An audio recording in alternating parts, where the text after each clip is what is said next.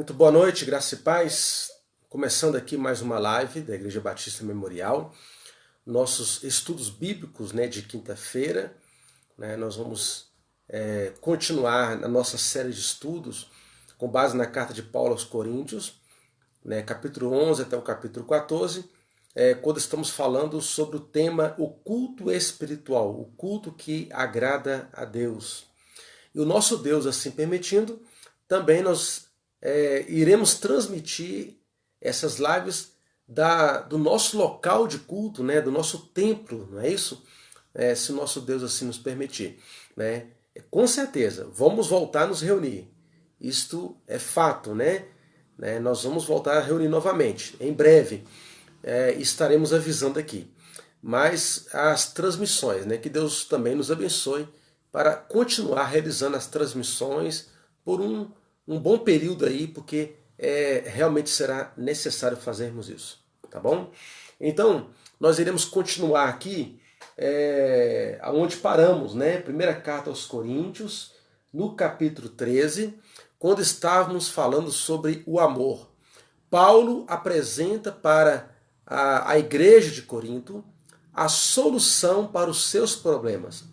E não era um atalho espiritual, não era uma ideia de uma vida superior, uma espiritualidade de fazer milagres, nada disso. Paulo simplesmente aponta um caminho para a verdadeira espiritualidade, que iria pôr fim a toda ignorância, a toda arrogância, a todo orgulho, a todo espírito de altivez, de partidarismo que havia dentro da igreja de Corinto, que é o caminho do amor. Mas o amor precisa ser compreendido. Ou seja, o amor é fruto do Espírito Santo, da nossa comunhão com Deus, da nossa devoção espiritual. Quanto mais devoto a Deus, quanto mais submisso a Deus eu sou, mais eu irei expressar o amor que Deus tem por mim. Esse amor irá transbordar através da minha vida, em atitudes, em ações, que eu preciso me responsabilizar em pôr em prática também. Ou seja, na medida em que eu tenho comunhão com Deus e tenho consciência da verdade divina, do amor de Deus, eu preciso expressar isso na prática. E quando eu começo a fazer isso, eu estou vivendo o caminho do amor. E com isso eu estarei fazendo bom uso das capacitações de Deus, que são os dons espirituais, as habilidades que Deus me concede para a edificação do corpo de Cristo, para a evangelização daqueles que são pecadores, para fazer com que a igreja funcione, para fazer com que esse corpo funcione, assim como a mão precisa das articulações, dos dedos, cada parte precisa da outra para que haja um bom funcionamento. Assim também deve ser no corpo de Cristo. Nos enchamos do Espírito, busquemos o Senhor, tenhamos comunhão com Deus, não sejamos preguiçosos, mas leamos a Bíblia, estudemos a palavra, oremos mais, busquemos mais a Deus e coloquemos em prática esses princípios. Vivamos como cristãos, vivamos como seguidores de Cristo. É isso que significa viver ou andar no caminho do amor. Então vamos para a descrição, vamos encerrar essa descrição que Paulo faz desta característica, dessa importante característica do amor cristão. Então, o que Paulo está fazendo aqui? A gente já leu, já estudou esse tema, 1 Coríntios capítulo 13, Paulo ele vai definir o que é o amor, Paulo vai dizer o que o amor não faz, e aí Paulo vai dizer também o que o amor faz. Ou seja, o que é o amor, o que o amor não faz e o que o amor realmente faz. E Paulo também vai dizer que o amor é a única virtude que vai permanecer e que vai durar para sempre, por toda a eternidade. Paulo vai dizer que os dons vão desaparecer. Os dons de línguas, de milagres, de sinais, profecias, tudo vai acabar. Tudo vai cessar. Mas apenas o amor vai permanecer. Nós vamos ler aqui então o que o texto bíblico nos ensina. Primeira carta aos Coríntios 13, a partir do versículo 4. O amor é paciente, é benigno, o amor não arde em ciúmes, não se ufana, não se ensoberbece, não se conduz inconvenientemente, não procura os seus interesses, não se exaspera, não se ressente do mal, não se alegra com a injustiça, mas regozija-se com a verdade, tudo sofre, tudo crê, tudo espera, tudo suporta. O amor jamais acaba, mas, havendo profecias, desaparecerão. Havendo línguas, cessarão. Havendo ciência, passará. Porque, em parte, conhecemos e, em parte, profetizamos. Quando, porém, vier o que é perfeito, então o que é em parte será aniquilado. Quando eu era menino, falava como menino, sentia como menino, pensava como menino. Quando cheguei a ser homem, desisti das coisas próprias de menino, porque agora vemos como em espelho, obscuramente. Então veremos face a face. Perceba as comparações que Paulo faz, a ilustração que Paulo usa para se referir a esse período intermediário em que nós estamos vivendo. Ou seja, é como se a gente tem apenas uma parte que é necessária, que é fundamental. Em parte conhecemos, em parte profetizamos. Ou seja, assim como um menino que age como menino, mas quando chega a ser adulto, larga as coisas de menino. Ou seja, algumas coisas serão necessárias no tempo presente entre a primeira e a segunda vinda de Cristo. Mas chegará um tempo que não serão mais necessárias. A vinda de Cristo porá fim a esse período que nós estamos vivendo. E aí começará uma nova era, uma nova vida. Será tudo novo, tudo refeito.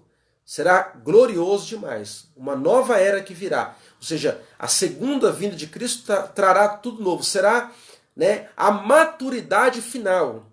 Ou seja, seremos realmente adultos no sentido máximo, no que diz respeito à nossa espiritualidade, à nossa comunhão com Deus, ao nosso aperfeiçoamento espiritual. E aí começará uma nova fase, em que lá não haverá mais necessidade do uso dos dons espirituais. Será uma nova fase. É disso que Paulo está tratando aqui. Tudo isso para nos fazer enxergar a importância do caminho mais excelente. O caminho mais excelente para nós. A verdadeira marca e sinal de quem é cristão, de quem é seguidor de Jesus, é o amor que devemos ter. É disso que Paulo está tratando aqui. Por isso, esse texto é tão profundo, é tão especial, é tão maravilhoso, e nós devemos meditar nele continuamente para que nós possamos viver mais esse amor, praticar mais desse amor. Então, continuando aqui o texto, Paulo vai dizer, versículo 13, ainda no versículo 12. Agora conheço em parte, então conhecerei como também sou conhecido. Agora, pois, permanecem a fé, a esperança e o amor. Estes três, porém o maior destes é o amor. O que é maior? O que está acima de tudo? Qual é a maior virtude? Sem a qual esse período que vivemos, qualquer coisa que façamos, será inútil, será desastroso.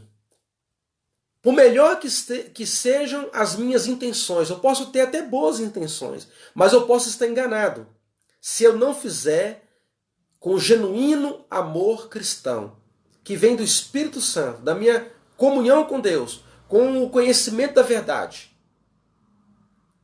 Tudo que eu fizer será em vão, será inútil, se não for feito com amor. O verdadeiro amor que Paulo descreve. Por isso que Paulo gasta esse tempo aqui. Ele vai descrever para nós o que é o amor, e aí ele fala o que o amor não faz, e aí ele vai dizer o que o amor pratica, o que o amor faz, e aí ele vai dizer que o amor, ele sempre vai existir. Nunca deixará de existir. Ou seja, o amor é algo eterno. O amor é por toda a eternidade.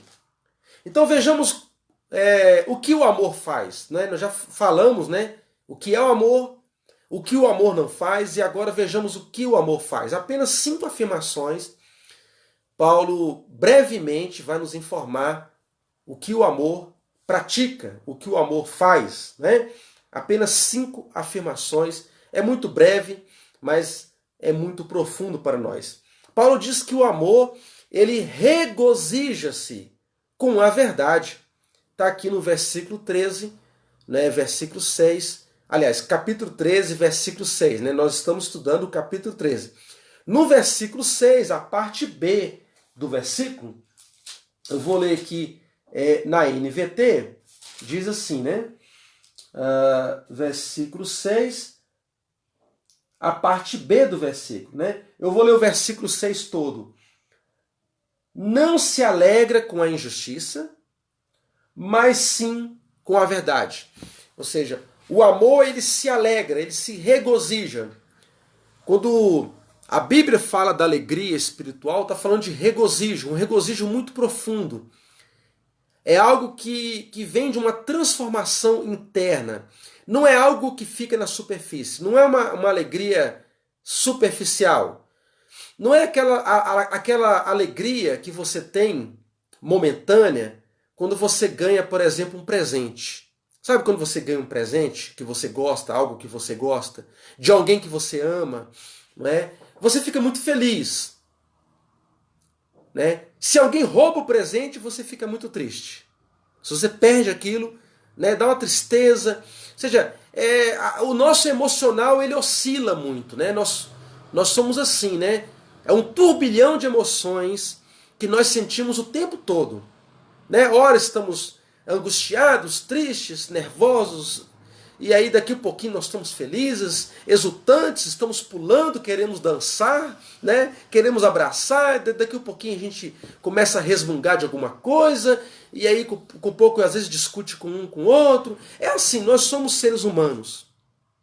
Nós somos assim, essa montanha-russa, né, constante de emoções. E como cristãos, nós precisamos ser mais equilibrados, né? Ou seja, o cristão, pelo fato dele ter Cristo como seu Senhor e ter o Espírito Santo, o fruto do Espírito traz esse equilíbrio, que é a verdadeira alegria. Paz, amor, alegria, não é isso? Domínio próprio, não é isso? Temperança. Não? Nós temos o fruto do Espírito, que traz esse equilíbrio da vida, que nos faz ver que nós não somos guiados por aquilo que sentimos. E não devemos ser guiados pelo que sentimos. Porque o coração é enganoso. Não é o fato de eu sentir uma emoção A que eu devo fazer aquilo que o meu coração pede, né, no sentido emocional. Não. O amor é racional. Não negando o lado emocional, jamais devemos negar o lado emocional, mas o amor é, sobretudo, racional. Amor é ação, amor é atitude, que vem de uma vida transformada de comunhão com Deus. Então o amor não se alegra com a injustiça. Ele fica triste com coisas erradas. A pessoa que realmente ama se entristece por aquilo que é ruim, por aquilo que é mal. Ao ver alguém vivendo em miséria, em tristeza, ao ver alguém sofrendo, nos sentimos profundamente tristes. Quanto mais amor eu tenho, mais tristeza pelo erro, pelo pecado, pela malignidade dos homens, pela injustiça humana, mais tristeza eu vou ter por isso. Mas ao mesmo tempo, o que o amor faz? Ele se regozija, se exulta de alegria pela verdade de Deus. Quando a verdade de Deus triunfa sobre o mal, quando vemos a verdade triunfar sobre a injustiça, nós sentimos profunda alegria. É isso que o amor faz. O amor sente prazer, sente alegria. O amor aprova alegremente a verdade que vem de Deus, a verdade de Deus em todas as coisas. Pois aonde há verdade, mesmo sendo dita da boca do pagão, mesmo que a verdade seja dita e defendida pelo ateu, pelo pagão ou por qualquer pessoa, nos regozijamos, pois reconhecemos algo de Deus em tudo aquilo, em todas as coisas. Reconhecemos que a verdade de Deus triunfa, vai triunfar sobre todas as coisas. E queremos transmitir a verdade e dizer, olha, isso é verdade. Mas sabe de onde vem a verdade? Vem de Deus. Eu quero falar de Jesus. Pois se você não confiar em Jesus, você está perdido. Porque Jesus é a verdade encarnada. Nós nos regozijamos com tudo aquilo que é justo, que é verdadeiro, com tudo aquilo que é santo, tudo aquilo que é puro. É isso que significa se regozijar, se alegrar com a verdade que vem de Deus. Mas como eu disse, é uma alegria que vem do Espírito Santo. Não é uma mera alegria, não é uma mera emoção humana, que é um fogo de palha muitas vezes, a gente costuma dizer, é fogo de palha. Não, é algo que, mesmo no meio de profunda prova, de luta, como a gente vai ver aqui no próprio texto diz, porque o amor, ele suporta tudo, né? O amor tudo crê, o amor tudo sofre, tudo crê, tudo suporta, é verdade? Porque o amor se alegra com aquilo que é verdadeiro, independente das circunstâncias em que estamos vivendo.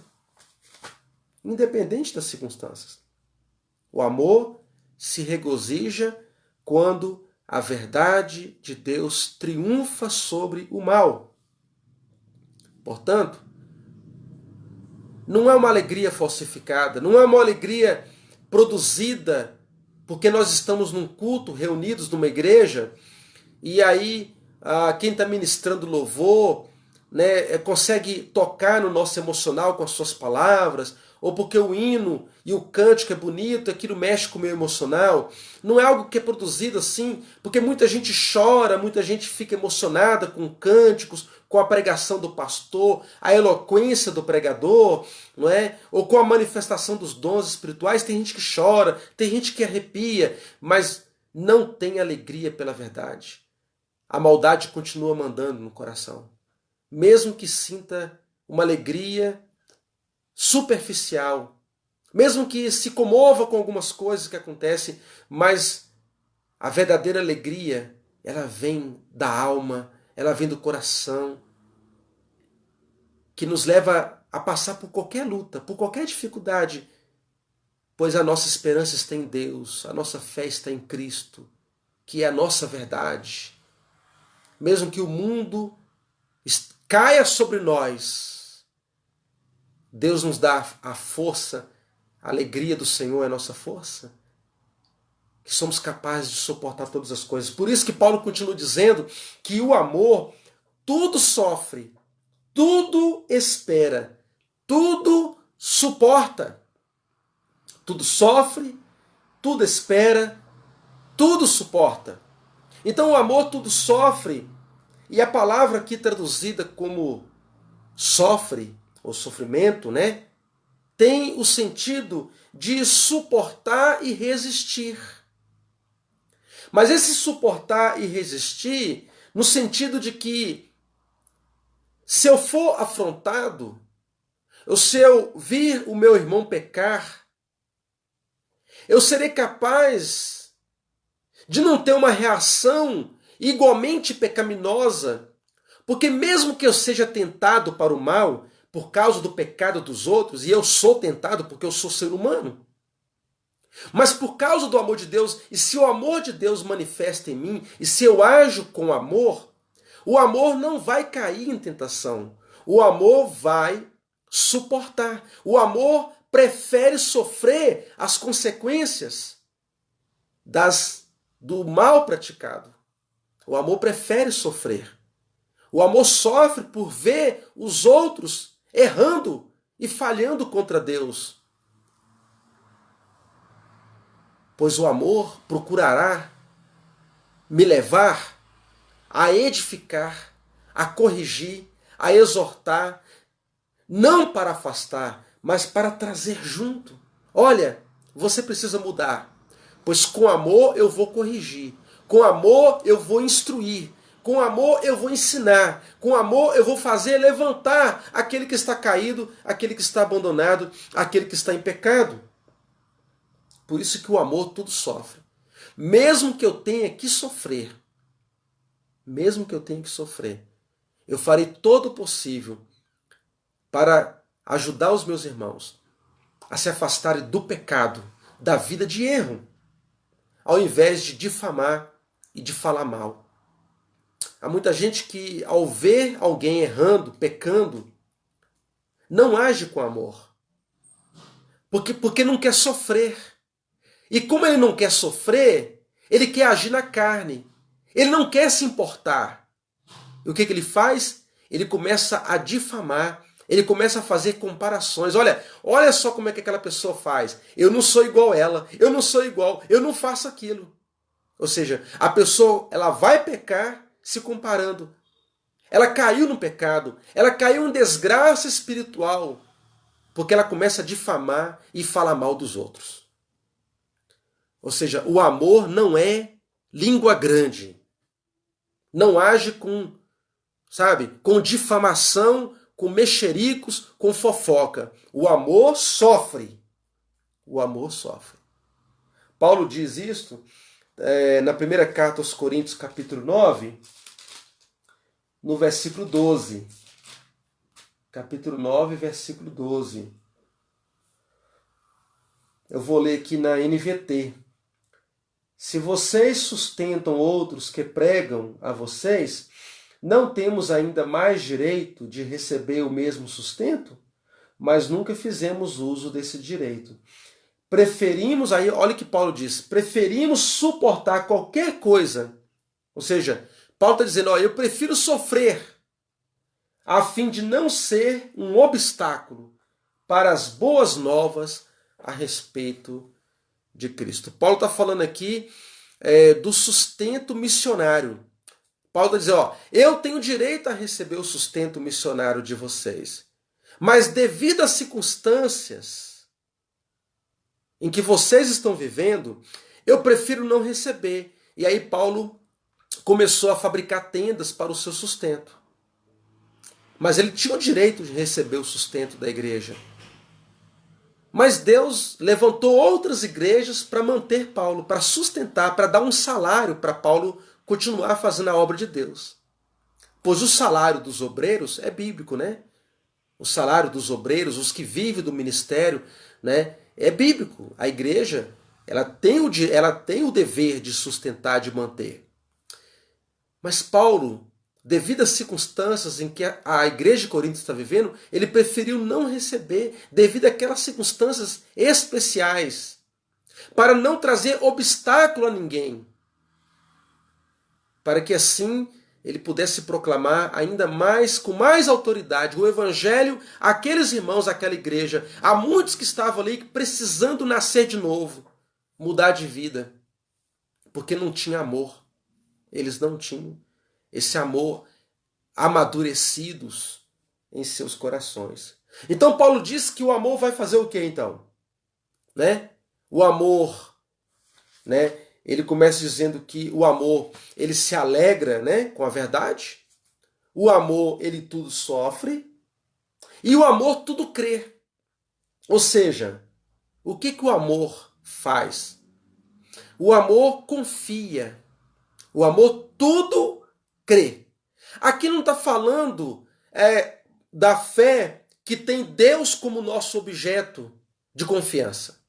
Não é, a fé aqui, esse crer aqui, não está se referindo à fé que nós temos em Jesus, né? A fé que nós temos no Deus Trino, Pai, Filho e Espírito Santo. Não é disso que Paulo está falando aqui. Paulo está falando da confiança, né? É claro que nós temos que crer em Deus, é claro que a nossa vida espiritual vem da nossa confiança em Deus, mas é o amor que eu tenho para com o meu irmão que se manifesta, né, em confiar no meu irmão, ao invés de viver duvidando das pessoas. Tem gente que não consegue confiar em ninguém. Tem gente que ouve um irmão vir declarar, falar alguma coisa, ao invés de confiar, né, vive desconfiando e não consegue ter paz no coração. Se aquela pessoa está mentindo, se ela está tentando te enganar, ela vai dar conta a Deus. Não cabe a mim julgar a intenção do coração das pessoas. É aí que Jesus fala: não julgueis para que não sejais julgados. A única coisa que eu posso julgar no sentido de discernir, é aquilo que eu estou vendo. A pessoa fala uma mentira, fala uma coisa errada, opa, está errado. A Bíblia diz que isso é pecado. Meu irmão, vamos corrigir aqui? Ué, isso não é atitude de cristão. Nesse sentido, eu posso julgar. Então, pelas atitudes de uma pessoa, eu posso chegar até a conclusão que aquela pessoa não é crente. Se ela diz que acredita em uma coisa totalmente contrária à Bíblia, como é que eu posso chamar de irmão alguém que nega Jesus? Não posso chamar de meu irmão. Mas não cabe a mim julgar a intenção do coração da pessoa. Se a pessoa chega para mim confessando a Jesus, dizendo que quer cooperar comigo, que quer me ajudar, que quer cooperar com o Evangelho, que vamos trabalhar, vamos, né, fazer a obra de Deus juntos, na igreja, por amor, se eu ajo com amor, eu vou confiar. Porque o amor tudo crê. O amor não vive na insegurança, né, da desconfiança, desconfiando de todo mundo, né, imaginando coisas, né, sabe, fazendo especulações sobre, né, como é que são as pessoas. Eu não vou ficar me perdendo tempo com isso. Porque o amor tudo crê. Né? Isso vale para todos os relacionamentos. Né? Relacionamento conjugal, pai e filho, né? Pais e filhos, na igreja e outros relacionamentos. Né? Ou seja, o amor confia. O amor não vive, né, na insegurança de ficar desconfiando de todo mundo, pois do contrário você vai ficar sozinho o resto da vida. Né? Ou seja, não tem como você ser membro da igreja se você não confiar nas pessoas. E você precisa ser confiável também para as pessoas. Agora, vai haver frustrações? Nós somos seres humanos. Eu sou falho, você é falho também. Mas há sempre reconciliação. É por isso que Jesus fala que devemos perdoar 70 vezes 7. Ou seja, um cristão que ama é um cristão que não guarda ressentimento. Está sempre pronto para perdoar. Se você falhou comigo 7 vezes, e 7 vezes você vem a mim pedindo perdão, eu tenho que perdoar e passar o quê? Um apagador, né, daquilo que você fez. Aquela lembrança não pode me incomodar mais. Não pode. Porque o amor tudo crê. Tudo crê. O amor confia. Deve haver confiança. O amor tudo espera, né? Paulo diz aqui também. Outra afirmação. O amor tudo espera. O amor, então, espera o quê? O que o amor espera? Aqui o contexto é relacionamento. É relacionamento na igreja. Então o que o amor espera dos outros? O amor espera o melhor. Vai dar certo. Vai melhorar. Ou seja, eu vejo pessoas na igreja com problemas. Eu vejo pessoas que precisam orar mais. Eu vejo pessoas que precisam ler mais a Bíblia. Eu vejo pessoas que têm áreas em sua vida que precisa resolver. Todos nós temos alguma coisa a ver. Ou seja, a igreja é um grupo de pessoas cheia de problemas. E a solução é pôr em prática o amor. Paulo apresenta, espere. Vamos esperar mais. E nós veremos os resultados. O amor está sempre esperando ver a melhora nos outros. Não é eu que vai mudar a pessoa.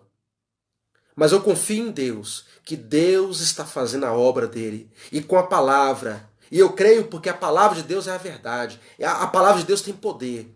Então, quando eu continuo trabalhando com amor, e eu vou esperando, eu espero a melhora dos outros. Eu espero que os meus irmãos vão melhorar. E quantas vezes você vê pessoas que você diz assim, ah, não tem jeito, você já disse no passado, não tem jeito para essa pessoa. Aí passaram alguns anos, olha, não é que a pessoa é diferente? Não é que ela mudou tanto? Porque o amor espera. O amor tudo espera. O amor não espera a queda das pessoas. O amor espera que as pessoas vão melhorar. Elas vão crescer. Elas vão abandonar o pecado. Se você está lutando por elas, trabalhando por elas. Assim deve ser na igreja. Assim deve ser em todos os relacionamentos. O amor, então, Paulo diz que o amor suporta. Ué, o amor sofre. Sofrer lá também fala de suportar. Mas Paulo usa uma outra palavra traduzida para suportar, né? Que é a ideia de continuar perseverando em meio à perseguição, em meio à aflição, em meio ao sofrimento. Somos capazes, com o amor é capaz de passar por todo tipo de ofensa, de perseguição e de ataques. Pois uma hora ou outra seremos atacados. Até dentro da igreja. Paulo diz aqui. Porque o contexto aqui é igreja. É igreja. Então, seremos atacados, seremos perseguidos, não somente por quem é de fora, mas também por quem é de dentro. Até entre nossos irmãos haverá perseguição, um perseguindo o outro. E aí, com amor, nós iremos suportar toda a aflição, todo o sofrimento. Ou seja, o amor é sempre altruísta e não egoísta. Guarde isto. O amor sempre, né, é capaz de suportar tudo. Sofre, crê e suporta. E, por fim, o amor permanece. Eu quero ler novamente aqui, a partir do versículo 8, eu vou ler na versão da NVT, né, que diz assim, eu vou ler novamente. O amor permanece. Tá? O amor permanece. O versículo 8 diz, um dia, profecia, línguas e conhecimento desaparecerão e cessarão, mas o amor durará para sempre. E eu não vou me estender muito aqui, porque esse texto aqui gera muito assunto, tá? Entre os especialistas, né? Entre os exegetas, é um assunto muito longo, mas não é o meu objetivo com esse estudo. Eu quero apenas pegar o essencial e trazer para os irmãos. Resumindo, Paulo está ensinando para nós que o amor vai durar, tudo vai acabar, tudo vai passar, mas o amor vai durar. Quais dons que já cessaram? Alguns dons espirituais já cessaram. Outros dons, né, eles surgem de acordo com a necessidade, né, de acordo com as circunstâncias, com a necessidade dos tempos e locais, né, em que cada igreja serve a Cristo, dentro daquela cultura, daquele contexto, daquela região, daquele momento histórico. Deus sempre concederá habilidades, capacidades, até o dia do retorno de Cristo. É isso que Paulo está nos ensinando aqui. Em tudo isto, nós sempre vamos ter que colocar o amor como o mais importante para para que possamos realmente vencer todas as lutas e desafios que vão surgir, para que consigamos nos manter unidos e firmes. Pois se nós tentarmos levar as coisas da nossa própria maneira, na força humana, na capacidade meramente humana, amados, tudo será em vão, tudo será inútil. Né? Então, olha só o que o texto continua dizendo. Agora, nosso conhecimento é parcial e incompleto. E até mesmo o dom da profecia revela apenas uma parte do todo. Mas quando vier o que é perfeito, essas coisas imperfeitas desaparecerão.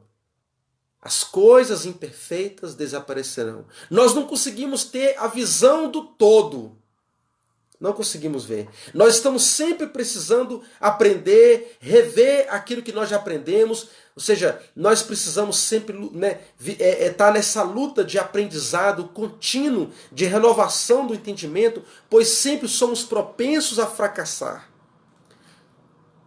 Ainda somos imperfeitos e ainda enxergamos imperfeitamente. A nossa visão ainda não é perfeita, não está completa, pois ainda nós não enxergamos aquele que é perfeito com os nossos olhos, pois andamos por fé e não por vista. Veja bem, andamos por fé, né? Em outra passagem, Paulo diz isso. Olha só. Quando eu era criança... versículo 10, né? Versículo 10. Mas quando vier o que é perfeito, essas coisas imperfeitas desaparecerão. O que é o perfeito? Alguns dizem que é o fechamento do cano das Escrituras. A Bíblia fechou. Eu concordo que a Bíblia fechou. O cânon das Escrituras está fechado. Não há mais Bíblia sendo escrita. O cânon está terminado. Há muitas evidências bíblicas, históricas, que comprovam isso, e não é o nosso objetivo falar isso. Não é o meu objetivo aqui. Mas há muitas provas, há muitas evidências que mostram que o cânon das Escrituras está fechado. Todos os livros da Bíblia, né, são úteis e necessários. Não há mais Bíblia sendo escrita, não há mais Escritura, não há mais revelação sendo dada no sentido de revelação doutrinária, autoritativa, inspirada. Não há mais livros inspirados no sentido de autoridade, como nós temos nas Escrituras. Somente a Escritura é divinamente inspirada. E a Escritura é suficiente para nós. Paulo diz isso. Toda Escritura divinamente inspirada é útil e proveitosa. Então, amados, o que é o perfeito, então? Eu creio que Paulo não está falando aqui apenas da Bíblia, do fechamento do cânon. Paulo está falando de algo que virá ainda.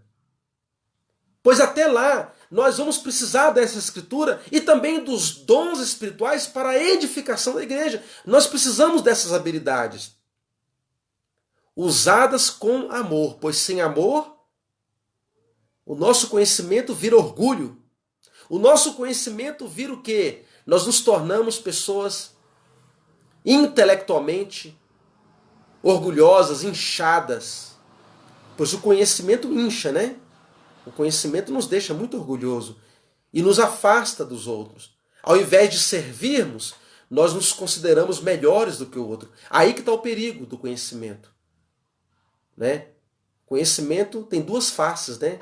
Ele é extremamente necessário, mas se nós não tivermos amor, piedade, ele pode ser algo ruim para nós, nos levar a sermos orgulhosos. Então Paulo diz assim, quando eu era menino ou criança, falava, pensava e raciocinava como criança. Mas quando me tornei homem, deixei para trás as coisas de criança. E é verdade. Quando eu era menino, eu agia como menino. Eu era birrento, é verdade. Mas agora eu não posso ser mais birrento.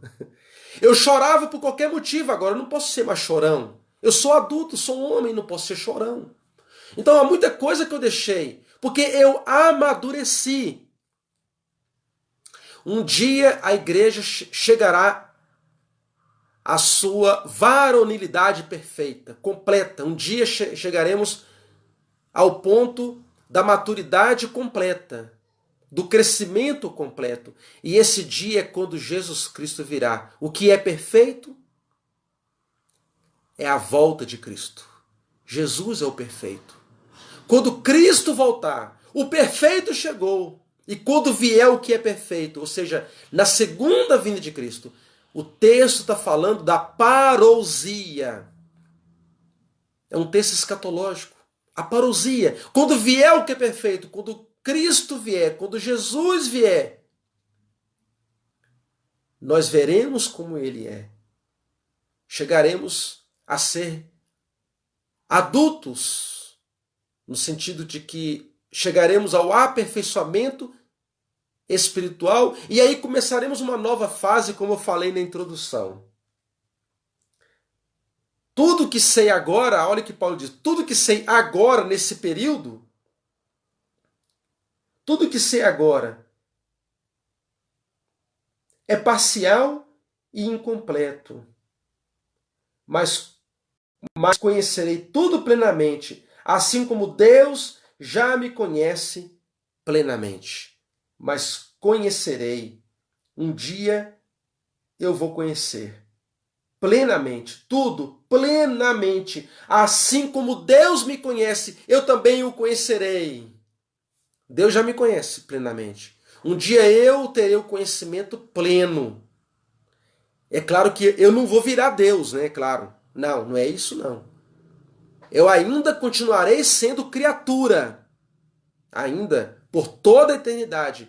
Mas no que diz respeito a um aperfeiçoamento espiritual necessário para estar vivendo eternamente com Cristo, eternamente na presença de Deus, eu vou atingir, né, a minha maturidade total.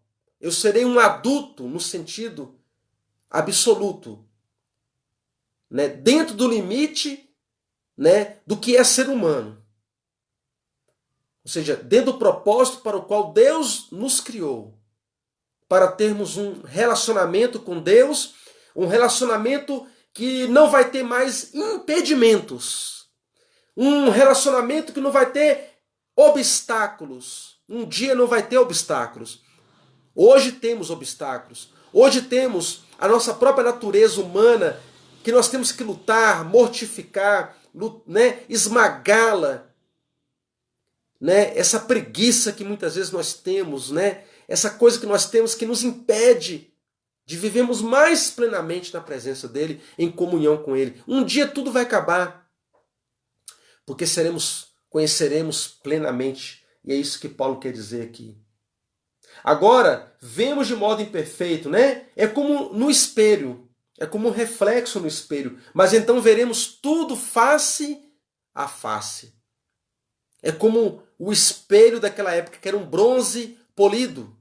O bronze polido. Você não tinha uma imagem muito nítida. A imagem não era nítida. Um dia eu vou ver muito claramente. Muito perfeitamente. Porque um dia eu verei Jesus como Ele é. Hoje eu vejo pela palavra, pela fé. Pela fé, a verdade de Deus no meu coração é suficiente para mim. Para eu ver Jesus. Eu vejo Cristo com o entendimento que eu tenho da palavra. Pela fé. Um dia eu não precisarei ter fé mais. Um dia eu não precisarei mais ter esperança. Um dia somente o amor vai ser tudo. O amor será vivido em toda a sua plenitude por toda a eternidade. Olha o que diz o texto. 3 coisas. Versículo 13. Versículo 13. 3 coisas, na verdade, permanecerão. Apenas 3 coisas, né? Até o dia da volta de Cristo. A fé, a esperança e o amor.